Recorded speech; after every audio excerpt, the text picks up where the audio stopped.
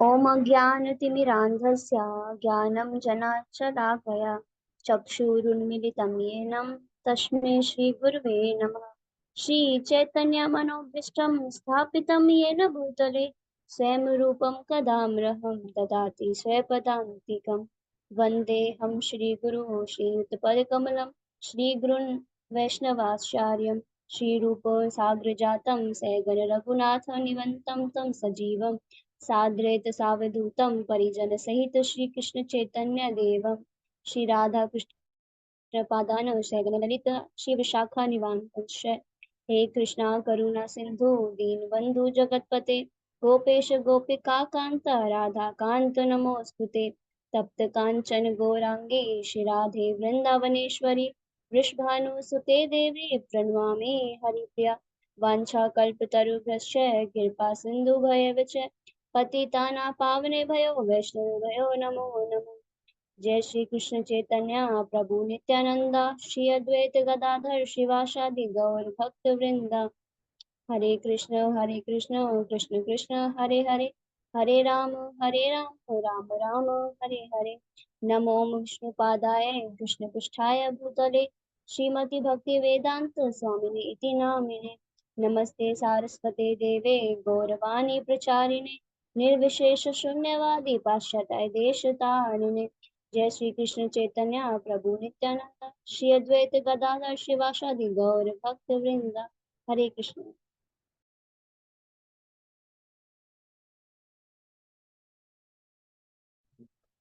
हरे कृष्णा। आप सबका स्वागत है आज के भक्ति विरसा सत्र में। तो अभी हम जो डिस्कस कर रहे हैं, संप्रदाय के जो आचार्य हुए हैं उनके बारे में हम चर्चा कर रहे हैं। तो मुझे कुछ वीडियोस में देख रहा था, वहाँ पे बहुत सुंदर मुझे कुछ स्क्रीनशॉट वहाँ मिले। तो ट्विंकल माता जी से रिक्वेस्ट करूंगा। यस, थैंक यू माता जी। तो बताया जाता है कि हमारे 4 प्रामाणिक संप्रदाय होते हैं। इस्कॉन में कभी भी ऐसा नहीं कहा जाता कि आप इस्कॉन ही ज्वाइन कीजिए। हमेशा बताया जाता है कि 4 प्रामाणिक संप्रदाय हैं जो भगवत प्राप्ति के लिए उचित हैं। अगर आप इनमें से किसी भी संप्रदाय को फॉलो करते हैं तो आप भगवत प्राप्ति की ओर अग्रसर हो सकते हैं। ये ऑथेंटिक है ना। इनका पक्का पता है कि ये भगवान की तरफ ही हमें लेकर के जा रहे हैं। तो पहला है श्री संप्रदाय, जिसमें रामानुजाचार्य जी आए थे। हमने लास्ट क्लास में डिस्कस किया था रामानुजाचार्य के बारे में। तो राम अनुज है ना, ये वो आचार्य हैं जो राम जी के अनुज हैं। लक्ष्मण है, संकर्षण है, जो कि अ, अनंत शेष हैं, उन्हीं का अवतार हुए हैं रामानुजाचार्य जी। तो ये श्री संप्रदाय से आते हैं, जिसमें देवी लक्ष्मी की आराधना से, ये देवी लक्ष्मी से स्टार्ट हो रहा है ये वाला संप्रदाय, जिसमें रामानुजाचार्य आगे आए थे। फिर आता है ब्रह्मा जी का संप्रदाय, जिसे ब्रह्म गौड़ीय मध्वा संप्रदाय भी बोला जाता है, क्योंकि मध्वाचार्य जी इसमें बाद में आए थे, जो कि हमारा संप्रदाय है। इस्कॉन जो संप्रदाय फॉलो करता है, दैट इज ब्रह्म गौड़ीय मध्वा संप्रदाय। तो ये जो सेकंड इमेज आप देख रहे हैं, ब्रह्मा जी और फिर नीचे मध्वाचार्य जी इसमें दिखाई दे रहे हैं, ये वाला संप्रदाय हमारा है। और इसी में आगे चल करके चैतन्य महाप्रभु आते हैं, भगवान श्री कृष्ण स्वयं आते हैं ना। फिर एक है रुद्र संप्रदाय, जो शिव जी से आगे आता है। उसमें विष्णु स्वामी जी आते हैं आचार्य के रूप में। फिर एक कुमार संप्रदाय भी है, जिसमें निम्बार्काचार्य या निम्बादित्य जी आते हैं। इसे निम्बार्क संप्रदाय भी बोला जाता है। तो इसमें हर अपने संप्रदाय की अलग अलग क्वालिटीज हैं।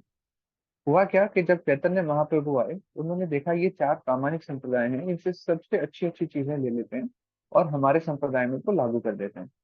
That will be the best thing. इसीलिए हमारा जो संप्रदाय है, this is top most, philosophy wise everything. जो भी टॉप मोस्ट चीजें थी हर एक संप्रदाय से, वो ली गई हैं और हमारे संप्रदाय में वो अपनाई गई है। सेकंड इमेज शेयर करेंगे माता जी। यहाँ पर बताया जा रहा है कि कौन से संप्रदाय की कौन सी फिलोसफी है। तो पहला है श्री संप्रदाय, जिसमें रामानुजाचार्य जी आए थे। नीचे देखेंगे तो यहाँ लिखा हुआ है विशिष्ट द्वैत। तो इसमें बताया गया कि भगवान और जीव जो है वो अलग हैं, पर हम क्या है, जीव भगवान की विशेषताएं हैं, ये बताया जाता है। फिर ब्रह्मा जी आए। ब्रह्मा जी का जो ब्रह्मगौड़ीय वैष्णव संप्रदाय है, मध्वाचार्य जी हैं। इसमें डुअलिज्म, दैट इज द्वैत, दो चीजों के बारे में कि भगवान और जीव अलग अलग हैं। फिर रुद्र संप्रदाय में क्या बोला जाता है? प्योरिफाइड नॉन डुअलिज्म, शुद्ध अद्वैत इसे बोला जाता है। और निम्बार्काचार्य जी जो संप्रदाय है, निम्बार्क संप्रदाय, उसमें क्या बोला गया?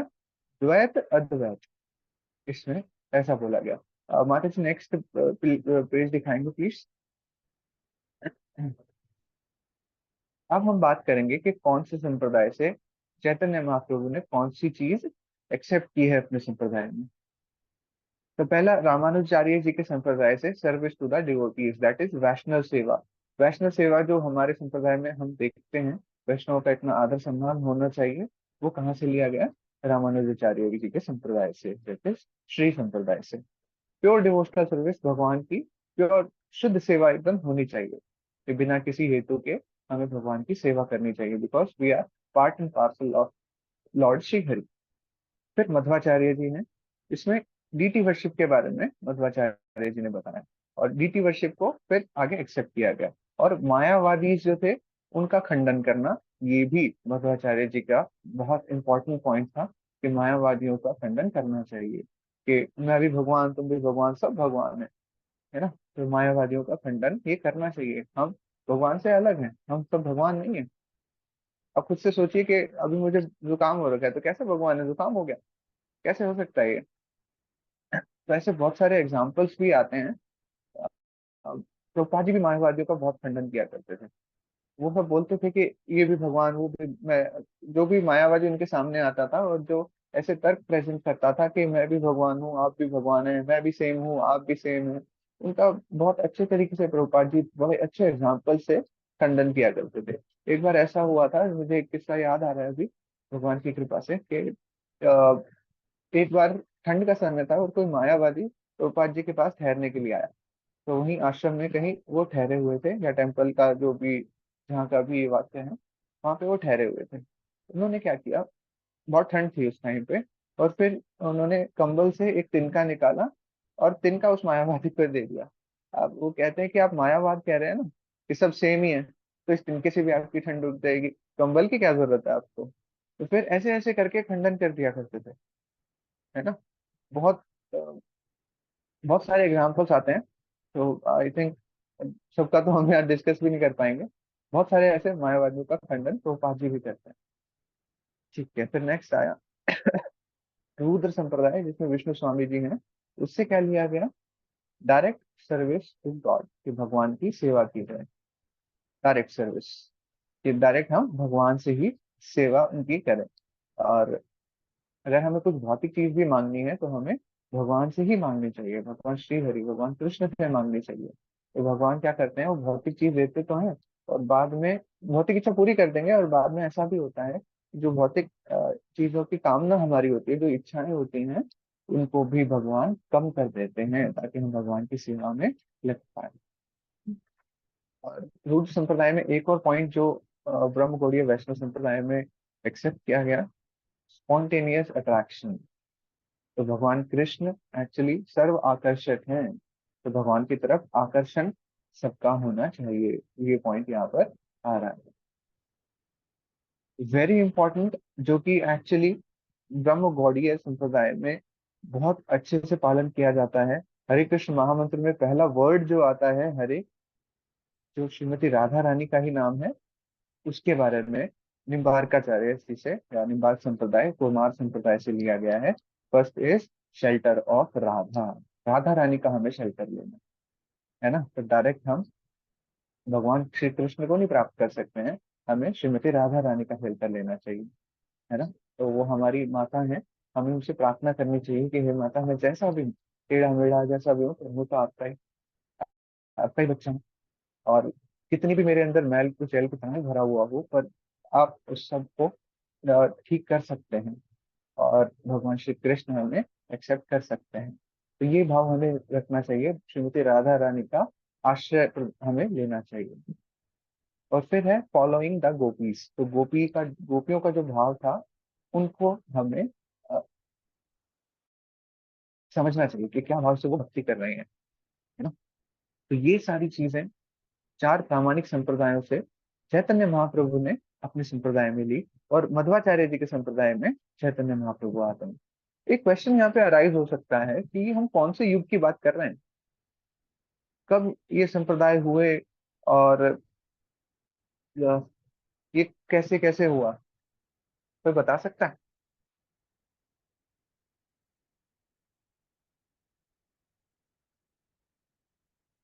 जो भी ये संप्रदायों की बात यहाँ पर हो रही है, माय क्वेश्चन इज, ये कौन से युग की बात हो रही है?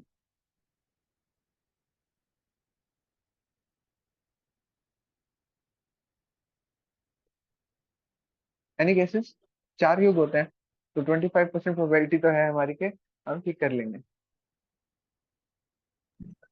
प्रभु जी कलयुग। यस माता जी, कलयुग की ही बातें हो रही है ये, है ना?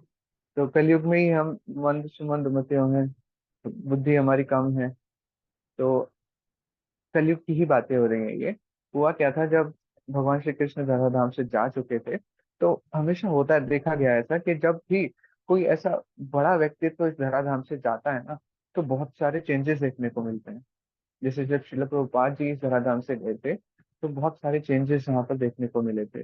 जो प्रभुपाद जी के गुरु भाई हैं, उनके शिष्य हैं, उनमें कुछ कुछ मतभेद आने लगे थे, वो धीरे धीरे करके सब सेटल हुआ है ना? तो भगवान श्री कृष्ण जब गए थे, तो कलयुग उस टाइम पे आना शुरू हो गया था। परीक्षित महाराज की कथा आती है, वहां से कलयुग स्टार्ट हो गया था, तो सारी बुराइयां उस टाइम पे कलयुग में आ गई थी। और कलयुग के प्रभाव से जो हमारे साधु संत थे, उनका भी डाउनफॉल होने लगा था। साधु संत वो ब्राह्मण के कार्य तो करते थे, बट उनका मिसयूज करने लगे थे। जैसे बलि प्रथा का होता था, तो बलि प्रथा एक्चुअली होती क्यों थी? ताकि जो भी पशु मरने वाला है, उसको भगवान के नाम के साथ उनके प्राण त्यागे जाएं उस टाइम पे, तो वो आगे चल के जो अगला बर्थ होगा उनका, वो अच्छी योनि में होगा। इसलिए बलि प्रथा होती थी। बहुत अच्छे अच्छे मंत्र, बहुत ही पावन मंत्र वहां पर उच्चारण किए जाते थे, ताकि अगला बर्थ उस पशु को अच्छा मिल पाए। और फिर कलयुग के प्रभाव से हुआ क्या, उन ब्राह्मणों ने मांस खाने के लिए बलि प्रथा का मिसयूज करना स्टार्ट कर दिया, और वो बलि देते थे, और बाद में वो मांस खुद खा लेते थे, और ये कहते थे कि हमने भगवान को ऑफर कर दिया वो। तो वो मिसयूज यहाँ पर होने लगा था, हिंसा बढ़ने लगी थी। तब महात्मा बुद्ध आए थे, अहिंसा का प्रचार किया था। सारे शास्त्रों का जो मिसयूज हो रहा था, तो उन्होंने क्या किया, शास्त्रों को ही पिक्चर से हटाना उचित समझा भगवान ने। तो पहले शास्त्र वहां से गायब किए गए। फिर उसके बाद शंकराचार्य जी आए, उन्होंने शास्त्रों को फिर से इंट्रोड्यूस किया। फिर आगे चल के रामानुजाचार्य जी, मध्वाचार्य जी, ये सब चैतन्य महाप्रभु, ये सब आए और उन्होंने भगवान की भक्ति का प्रचार किया।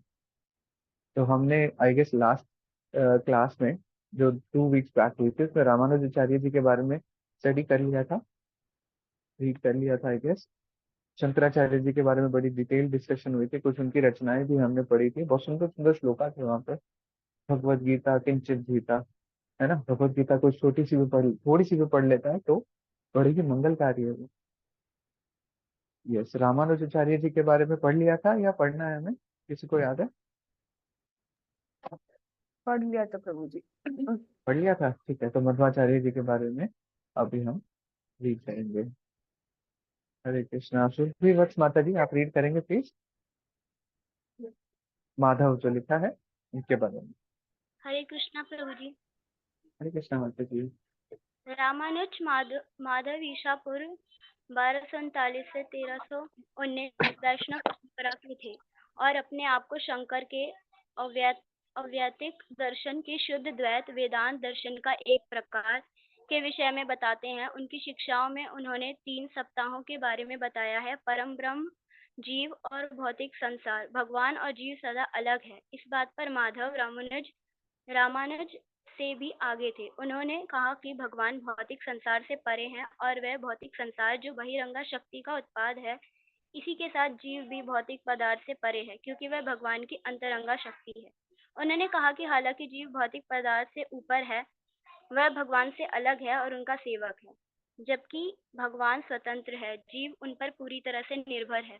माधवाचार्य ने बताया कि भगवान ब्रह्मांड को बनाते हैं और खत्म करते हैं, और उसी समय भगवान अपने मूल सनातन रूप भगवान कृष्ण, वे हमेशा प्रकट और अव्यक्त पदार्थ से ऊपर रहते हैं। इसके अलावा माधव बताते हैं कि जीव अपने कर्मों को खुद संशोधित करता है और भक्ति के माध्यम से अपने सारे कर्मों को समाप्त कर अपनी मूल स्थिति भगवान की सेवा में लग सकता है। थैंक यू माता जी, थैंक यू सो मच। तो मध्वाचार्य जी के बारे में यहाँ बहुत अच्छे से बताया गया है कि वो कब आए थे, रामानुजाचार्य जी के बाद आए थे और वैष्णव परंपरा के भक्त थे मध्वाचार्य जी। और उन्होंने क्या किया, जो शंकर जी का, दैट इज शंकराचार्य जी का अ, सिद्धांत था, और उसको हटाते हुए शुद्ध द्वैत के बारे में बताया, डुअलिज्म के बारे में, कि भगवान अलग हैं और जीव तत्व अलग हैं। और साथ में एक भौतिक प्रकृति के बारे में भी बताया, परम ब्रह्म मतलब भगवान के बारे में बताया, और जीव मतलब जो जीव तत्व हैं सारे जो भगवान से अलग हैं वो सब, और भौतिक संसार के बारे में बताया। भौतिक संसार में जो भी शक्तियां होती हैं, है ना, जो भौतिक संसार की शक्तियां हैं, वो प्रकृति के 3 नियम जो हैं, जो हमने पढ़े थे, प्रकृति के नियम जो हैं उनसे भगवान सदा परे रहते हैं। प्रकृति के जो गुण हैं, तमोगुण रजोगुण सतोगुण, इससे भगवान कभी भी प्रभावित नहीं होते। भगवान इस प्रकृति के रचयिता तो हैं, भौतिक संसार के रचयिता तो हैं, पर माया देवी जो है वो भी उन्हीं की शक्ति है। दैट्स वाई भगवान के ऊपर माया देवी का कोई भी प्रभाव नहीं पड़ता है। ठीक है, तो यहाँ पर आगे बता रहे हैं कि भगवान इस भौतिक संसार से परे हैं, और वह भौतिक संसार, जो भौतिक संसार क्या है, भगवान की बहिरंगा शक्ति का उत्पाद है, माया देवी का उत्पाद है, प्रोडक्ट है। इसी के साथ जीव भी भौतिक पदार्थ से परे हैं और भगवान की अंतरंगा शक्ति है। तो यहाँ पर भगवान के पार्ट एंड पार्सल हैं हम, यहाँ पर बताया जा रहा है, और हम भी सनातन हैं, जैसे भगवान है उसके बाद से ही हम बने हैं, और हमेशा हम रहते हैं। होता क्या है, हम अपने शरीर बदलते रहते हैं, जैसे कोई व्यक्ति अपने कपड़े बदलता है, इस तरीके से। अभी इस चर्चा के बारे में मैं कहीं एक सुन रहा था, हिज होलीनेस लोकनाथ स्वामी महाराज के बारे में था ये। तो वो एक श्लोक के बारे में बता रहे थे, वासांसी जीर्णानि यथा विहाय, कि हमारा शरीर जो है ये कपड़े के समान कैसे है। वो बता रहे थे कि एक बार लोकनाथ स्वामी महाराज कहीं गिर गए थे, गिरने के बाद उनके सर में चोट आई थी और टांके लगाने पड़ गए थे। तो उस टाइम पे बता रहे थे महाराज कि डॉक्टर आया और वो सुई धागा लेकर के आया और वो सिल रहा है इसको। तो महाराज ये रियलाइजेशन अपना शेयर करते हैं कि ये शरीर भाई हमारा कपड़े की तरह ही है, देख लो सुई धागे से सिला जा रहा है ना। तो इतनी अच्छी एनालॉजी महाराज ने दी, तो हम इस तरीके से समझ सकते हैं। यहाँ पर मध्वाचार्य भी यही बता रहे हैं कि हम भगवान से अलग हैं। ठीक है, भगवान स्वतंत्र हैं, उन पर कोई भी किसी चीज का प्रभाव नहीं होता। वो लंपट हैं, कुछ भी कर सकते हैं वो। जैसे शिशु शिक्षाष्टकम में आता है, यथा तथा व विद्यातु लंपटो मत प्राण नाथस्तु से एव ना परा, कि आप मेरे प्राण धन हैं, आप लंपट हैं, कुछ भी करने के लिए स्वतंत्र हैं, आप कुछ भी कर सकते हैं, आप मेरा आलिंगन कर सकते हैं, मुझे ठुकरा सकते हैं, आप स्वतंत्र हैं हर चीज के लिए। और भगवान के सेवक हम सब हैं, है ना। ये बताया जाता है ना कि जीवेर स्वरूप होए कृष्णेर नित्य दास, कि हम भगवान के सदा से दास ही हैं। और भगवान क्या करते हैं, ब्रह्मांड को बनाते हैं, उसको खत्म भी करते हैं।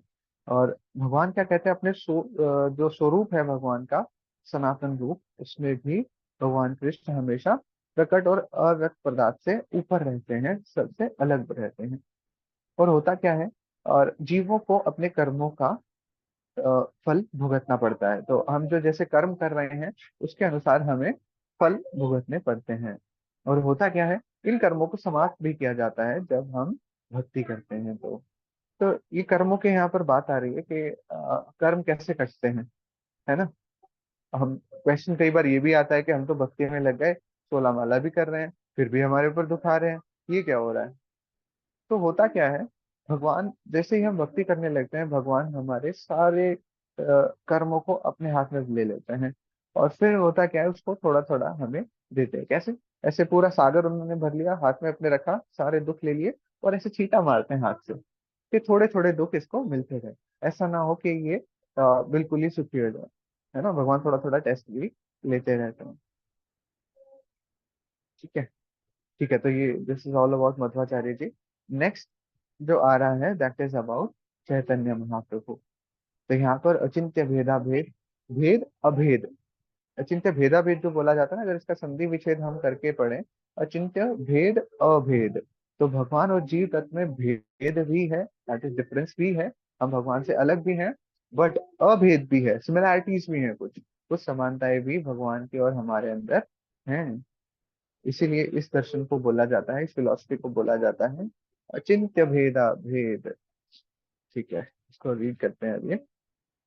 और ये चीज भी हमने डिस्कस की कि चैतन्य महाप्रभु ने चारों प्रामाणिक संप्रदायों से अपनी जो टॉप मोस्ट चीजें थी, दो दो चीजें वहां से चैतन्य महाप्रभु ने ली हैं। सुभाष चंद्र प्रभु जी, आप पढ़ना चाहेंगे? जी प्रभु जी, हरे कृष्ण। हरे कृष्ण। चैतन्य ईसा पूर्व 1486 से 1534 चैतन्य नवद्वीप बंगाल में पैदा हुए थे। उनके आते ही रामानुज और माधव के अस्तित्व दर्शन उत्कर्ष पर पहुंच गए। चैतन्य महाप्रभु के अचिंत्य भेदा वेद दर्शन, भगवान एक हैं, शंकर के इस सिद्धांत से रामानुज सहमत हैं, परंतु एक के भीतर अलग अलग किस्म की पुष्टि से असहमत थे।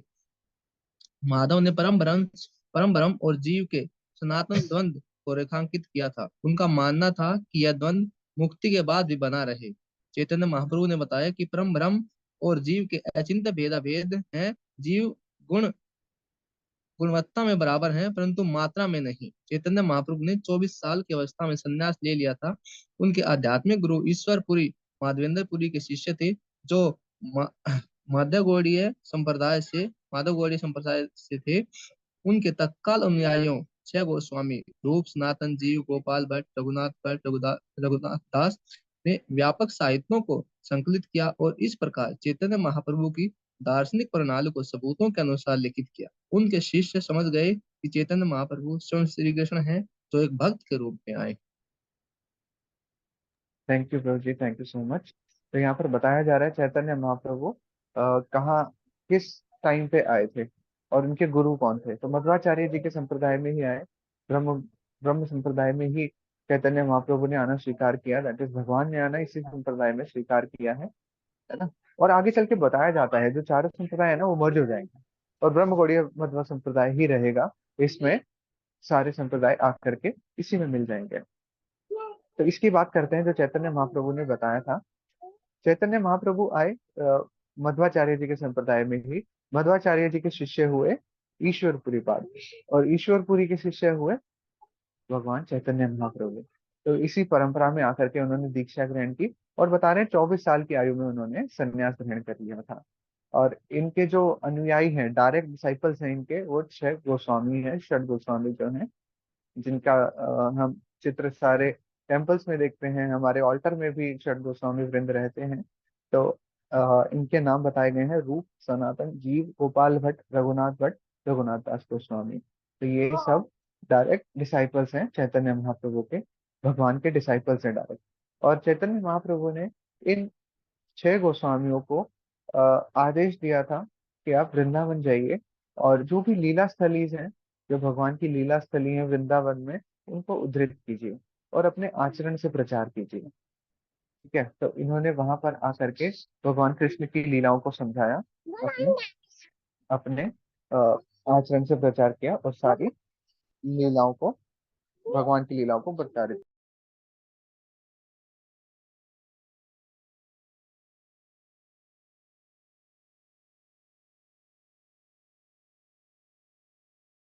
हरे Krishna, sorry for the interruption. Okay, तो हम बात कर रहे थे कि चैतन्य महाप्रभु ने स्वयं एक भक्त के रूप में आना स्वीकार किया यहाँ पर। और भगवान इतने विस्मृत हैं कि इतनी भक्ति कोई कैसे कर सकता है। तो गुह्य कारण ये था कि भगवान क्यों आए थे। डीपेस्ट जो सबसे कॉन्फिडेंशियल रीजन बताया जाता है वो इसलिए आए थे क्योंकि वो श्रीमती राधा रानी का भाव जानना चाहते थे। एक भक्त का भाव कैसा होता है कि इतना आनंद इनको कैसे मिलता है भगवान की भक्ति करने में। तो भगवान को ये चीज जाननी थी। भगवान षड ऐश्वर्य पूर्ण है, उनके पास कोई भी कमी नहीं है, और उनके पास क्या नहीं है, भक्ति नहीं है ना। हमारे पास भगवान की भक्ति है, बट भगवान के पास वो चीज नहीं है। इसीलिए उन्होंने श्रीमती राधा रानी का भाव स्वीकार करना उचित समझा। उन्होंने श्रीमती राधा रानी का भाव एक्सेप्ट किया और भगवान श्री कृष्ण स्वयं इस धराधाम पर प्रकट हुए थे। बाह्य लीलाएं की गई, अद्वैत आचार्य ने प्रार्थना की कि आप आ जाइए, यहाँ पर बहुत ज्यादा पाप बढ़ रहे हैं इस धराधाम पर। तो अद्वैत आचार्य की प्रेयर से आती हैं कि आप आ जाइए, है ना। विनाशाय च दुष्कृताम। तो भगवान के आउटर रीजन, जो बाह्य रीजन है, वो तो दिखाई पड़ते ही हैं कि अद्वैत आचार्य ने उनको बुलाया था। यस, वो भी लीला की थी भगवान ने, बट वो ये रीजन क्या है, सबसे कॉन्फिडेंशियल रीजन क्या है, श्रीमती राधा रानी का भाव जानना चाहते थे, इसलिए वो आए थे। तो यहाँ पर बताया भी गया है कि वो कैसे आए थे। श्रीमती राधा रानी का एक भक्त का भाव लेकर के वो आए थे। ठीक है। तो अचिंत्य भेदाभेद के बारे में बात हुई। हाँ, भेद अभेद, इसके बारे में थोड़ी चर्चा करते हैं हम, कि भगवान में और हम में भेद कैसे है। हम दोनों अलग हैं, भगवान अलग है, हम अलग हैं। कैसे? Quantity wise. तो यहाँ पर बताया जा रहा है कि मात्रा में हम सेम नहीं है। भगवान के ऐश्वर्य बहुत ज्यादा हैं, उनकी पावर्स बहुत ज्यादा हैं, उनके गुण बहुत ज्यादा हैं, हमारे पास उतने गुण नहीं है। और भगवान से नीचे आते हैं देवतागण। देवतागण के कुछ गुण होते हैं, उनके पास कुछ उनके पास क्वांटि कुछ क्वांटिटी के गुण होते हैं उनके पास। उनके उनके बाद आते हैं हम, हमारे पास और कम गुण होते हैं। किसी को याद है एग्जैक्ट फिगर्स? आई थिंक 64 ऐश्वर्यपूर्ण होते हैं भगवान, और देवी देवताओं में कुछ कम होते हैं। मुझे एग्जैक्ट अभी याद नहीं आ रहा है। हरे कृष्ण प्रभु जी। जी माता जी। प्रभु जी, भगवान विष्णु में, नारायण में 60 बताए जाते हैं, जी शिव जी। जी में 56, और जीवात्मा में हम में मैक्सिमम टू मैक्सिमम 50 हो सकते हैं। 50 हो सकते हैं। जी ठीक है, तो भगवान की भक्ति जैसे हम करते हैं, वो ऐश्वर्य, वो गुण भगवान हमारे अंदर क्या बोलते हैं, प्रसारित करते हैं, उनको दिखाते हैं कि हाँ ये गुण हो सकते हैं। तो जैसे माता जी ने बताया कि नारायण जो है, वो भी भगवान का एक एक्सपेंशन है, इसलिए उसमें भगवान नारायण के अंदर सारे गुण नहीं पाए जाते हैं। भगवान श्री कृष्ण, है ना, वो एक श्लोक आता है श्रीमद् भागवतम में, एते चांचकला पुंसा कृष्णस्तु भगवान स्वयं। तो स्वयं श्री कृष्ण ही भगवान है, क्योंकि उनमें सारे ऐश्वर्य पूर्ण रूप से पाए जाते हैं, 64 क्वालिटीज उनके अंदर पाई जाती हैं, और नारायण में थोड़ी कम पाई जाती हैं। और फिर शिव जी में बताया, जैसे माता जी ने 56 है। शिव जी में बताया माता जी आपने, या देवताओं में बताया? हाँ, शिव जी में 56। बताया था प्रभु जी। और देवताओं में कितनी पाई जाती है माता जी? देवताओं का सच नहीं पता प्रभु जी। ओके, ठीक है, तो ह्यूमंस में 50 गुण मैक्सिमम टू मैक्सिमम पाए जा सकते हैं। ठीक है, तो यहाँ पर भेद है, डिफरेंस है, पर सेम कैसे है? सेम इस तरीके से है, जो भगवान की जो क्वालिटीज है, उन्हीं का पार्ट हमारे अंदर भी है, इसीलिए हम सेम है।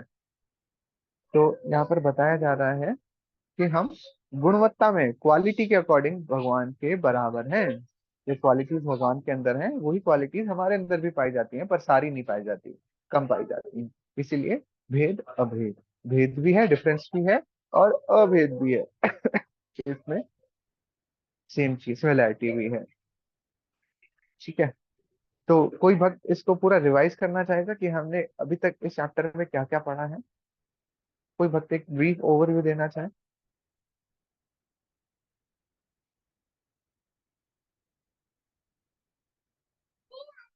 बताना चाहेगा कोई?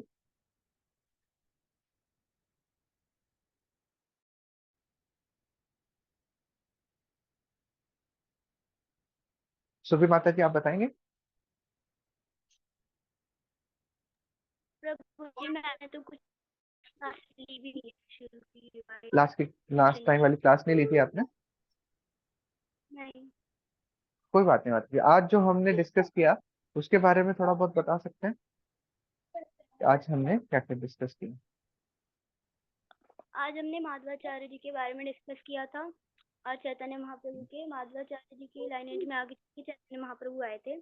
जो माधवाचार्य जी थे, उन्होंने जो उनके संप्रदाय में अ, मा, उ- मायावादी का यस सर। खंडन कराया था, जी माता जी। डिटी वर्शिपिंग का था। पर उनके संप्रदाय में यज्ञ वगैरह होते थे, लेकिन चैतन्य महाप्रभु ने संकीर्तन यज्ञ था जो आ गया था गौड़ी संप्रदाय में, वो डिफरेंस था। वेरी गुड, थैंक यू माता जी, आपकी मेमोरी बड़ी अच्छी है। ये चीजें हमने डिस्कस की, आपने ब्रीफ में बताया, थैंक यू सो मच। तो अगर लास्ट क्लास से हम बात करें, तो लास्ट क्लास में हमने शंकराचार्य जी से शुरू किया था। और एक्चुअली थोड़ी सी हिस्ट्री ये भी ली थी कि कलयुग जब आया था उसके प्रभाव से क्या क्या प्रॉब्लम्स होने लगी थी, क्यों महात्मा बुद्ध आए और उन्होंने क्यों शास्त्रों का खंडन करना शुरू किया और शास्त्रों को वहां से आउट ऑफ द पिक्चर कर दिया कि नहीं, शास्त्र को फॉलो ही नहीं करना है। बट शास्त्र जो है सभी चीज का प्रमाण होते हैं, उनको आउट ऑफ द पिक्चर हमेशा के लिए नहीं रखा जा सकता है। वो फॉर द टाइम बिंग उसी समय के लिए, थोड़े समय के लिए वो किया गया था। उसके बाद आते हैं शंकराचार्य जी। शंकराचार्य जी कौन है? भगवान शिव है।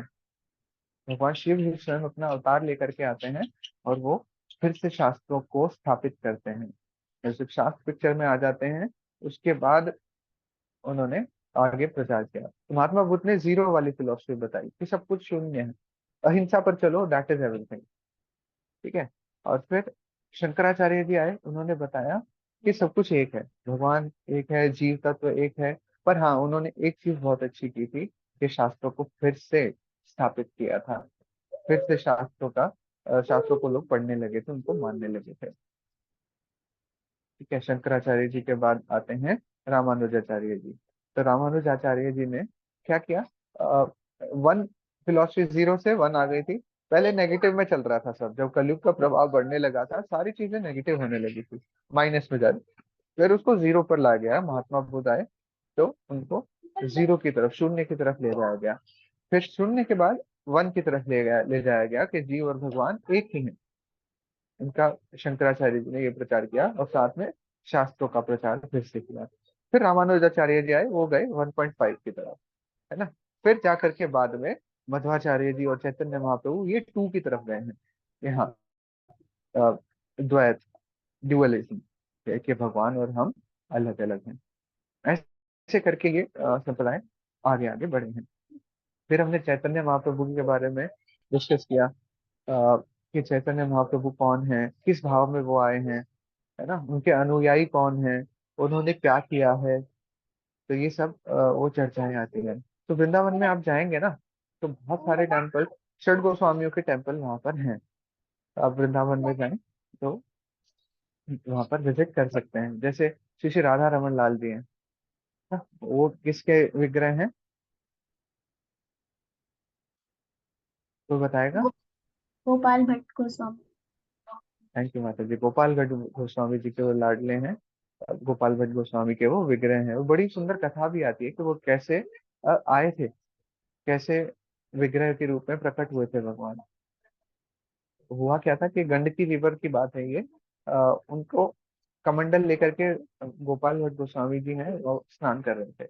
और जैसे ही कमंडल उन्होंने पानी के अंदर डाला, बहुत सारे अ, बहुत सारे उसमें शिलाएं आ गई, है ना। तो बहुत सारी शिलाएं, 12 या 13 शिलाएं थे, उनके साथ आ गई। तो उन्होंने उनको वापस डाल दिया।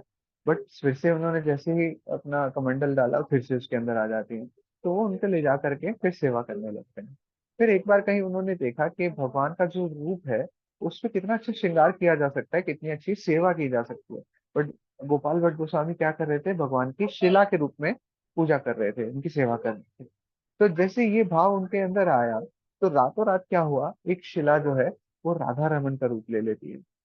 तो आपने देखा होगा राधा रमन जी बहुत छोटे से हैं, बट बहुत सुंदर है वो। बहुत सारे फॉरेनर्स आते हैं और अपने कई काफी सारी आर्टिकल्स में लिखते हैं कि वृंदावन में अगर कोई सबसे सुंदर है ना, वो श्री श्री राधा रमन लाल जी हैं। बहुत सुंदर है, उनकी ब्यूटी के बहुत सारे किस्से लिखे हुए हैं। तो इस तरीके से आता है उनका। और राधा रमन जी का टेम्पल भी वृंदावन के अंदर है। ऐसे ही मदन मोहन जी का टेम्पल है। तो राधा श्याम सुंदर जी का टेम्पल है। एक भजन है एक्चुअली, वृंदावन गोस्वामीज करके, उसमें बताया गया है कि कौन सा मंदिर किसका है, कि कौन से विग्रह कौन गोस्वामी इनकी सेवा करते थे। वो मैं भजन ढूंढ के आपको ग्रुप पे शेयर करता हूँ, उसको जरूर सुनिएगा। बहुत अच्छा लगता है मुझे वो भजन, और काफी सारी चीजें क्लियर होती हैं। हम यूजुअली वृंदावन जाते हैं तो बहुत सारे मंदिर देख करके आ जाते हैं, बट कौन सा विग्रह किसका है वो भी हमें पता होना चाहिए, और कनेक्शन फील होता है। कनेक्शन कैसे फील होगा, कि हमें अपने संप्रदाय के बारे में पता लगेगा कि हाँ जी, ये 6 गोस्वामी हमारे संप्रदाय में आए। और आजकल जो हम वृंदावन में मंदिर दर्शन करके आते हैं, वो इन 6 गोस्वामियों के विग्रह हैं। इनकी इन्होंने उनकी डायरेक्ट सेवा की है। ठीक है।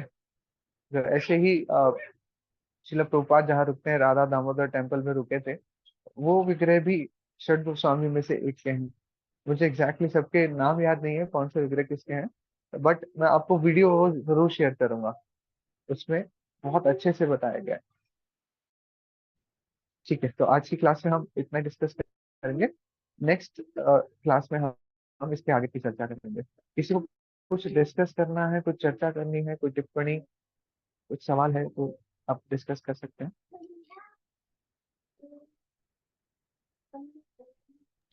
हरे कृष्ण प्रभु जी। हाँ जी, सवाल कीजिए। प्रभु जी वो एक बार साधना रिपोर्ट जो ग्रुप पे शेयर किए वो एक बार बता दीजिए। जी माता जी, उसमें जो मैंने ग्रुप पे शेयर किया है